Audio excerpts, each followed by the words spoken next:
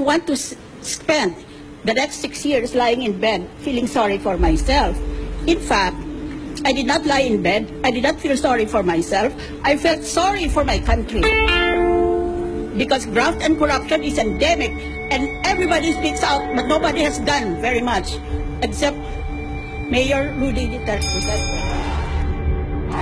As a Filipino, nasasaktan ako. Filipino ako. Ito lang ang bayan ko. Wala akong mga kapatid na Pilipino, kundi kayo. Itong presidency, makinig kayo mabuti ha, sa saranaw. I will do it even if makaposta ko, even if I lose my life, my honor, and even the presidency. Gagawain ko yung pinangako ko.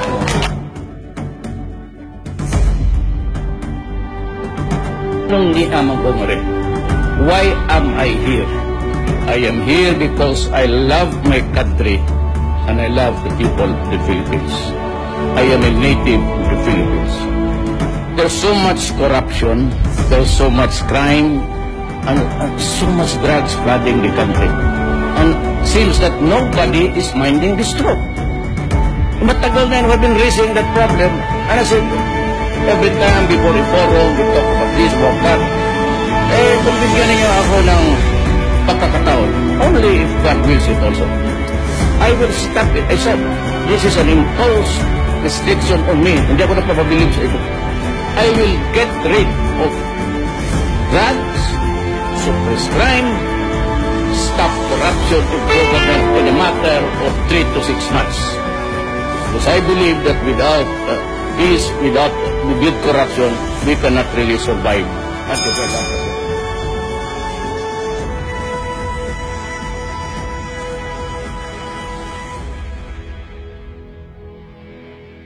Swerte pa ako kasi hindi pa si Duterte yung nakaupo. Kung si Duterte wala na, finish na. O si Rudy Duterte, kung gusto ninyong ayusin ang bayan natin, handa akong maglingkod. Pero dapat lahat tayo magsakripisyo at magkaisa para maayos ang ating bayan. Kung happy na kayo sa continuing corruption, sa pag-usbong ng krimen, huwag ninyo akong iboto. Kung happy na kayo sa mataas na presyo ng pagkain at kuryente, huwag ninyo akong iboto. Kung happy na kayo sa kulubot na traffic at lack of infrastructure, huwag ninyo akong iboto. Kung happy na kayo na wala tayong industriya at walang trabaho dito sa ating bayan, huwag ninyo akong iboto. Ngayon, kung gusto ninyong mangyari sa buong Pilipinas ang nagawa ko para sa mahal kong Davao, nakakalakad ang tao na walang takot, nakakatrabaho na walang takot, siguro naman, sa tulong ninyong lahat, magagawa ko rin sa buong Pilipinas. It is my moral obligation to do what I can for the future of our country. Meron po tayong isang ama. Hindi lang po ama ng kanyang mga anak. Hindi lang po ama ng siyudad ng Davao. Pero tinuturing ng marami ama ng Mindanao. Yan po ay si Mayor Rodrigo Rudy Duterte. Ang naging presidente si Rudy Duterte, hindi na ako kinakabahan. Hindi tayo kakabahan. Kung ang anak natin ay mahuhuli ng uwi, kung anak natin ay hindi makakarating agad sa ating tahanan, dahil alam natin na may Rudy Duterte na po proteksyon sa ating mga pamilya. Bakit po siya tinuturing ama ng Mindanao?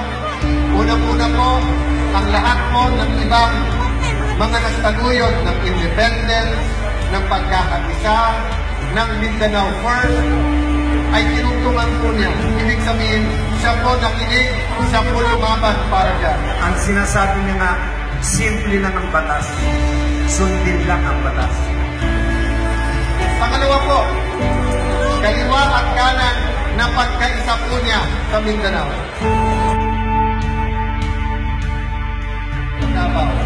Muslim at Christian Walang discrimination sa Davao City. Isang bansa na may katinungan. Anong ibig sabihin isang bansa na may katinuan? Ibalik natin ang katinuan sa bansang ito. Ako po si Rodrigo Roa Duterte, itinalaga bilang National Chairman ng Partido Demokratikong Pilipino, Lakas ng Bayan, ay nanunumpa at susundin ang saligang batas ng Pilipinas at susundin ang saligang batas ng Pilipinas at ng partido nananalig at itataguyod ko ang limang panuntunan ng PDP laban at ang pangunahing layunin ng federalismo.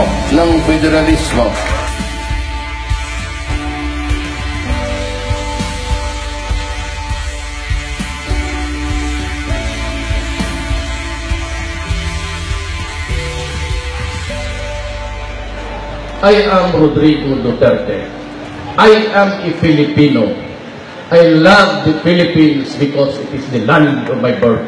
It is the home of my people.